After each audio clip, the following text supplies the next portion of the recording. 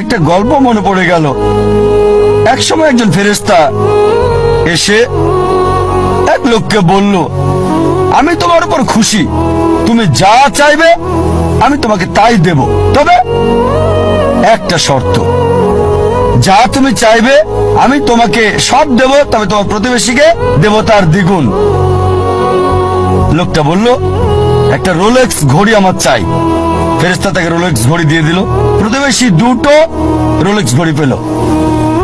লোকটি বলল, একটা মার্সিডিজ গাড়ি আমার চাই। ফেরেশতা তাকে মার্সিডিজ গাড়ি দিল। প্রতিবেশীকে দুটো মার্সিডিজ দিল। লোকটি বলল, একটা সুন্দর বড় বাংলো চাই।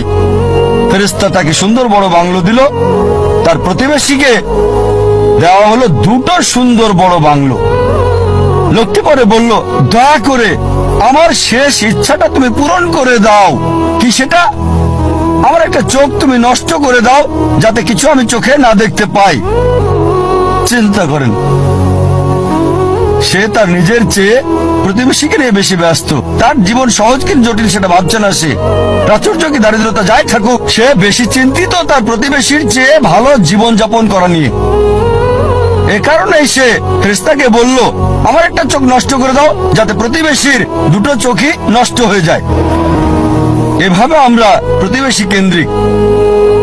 নিজে সুখী কিনা ভাবছে না, দেখতে পারবে কিনা সেটা ব্যাপার না।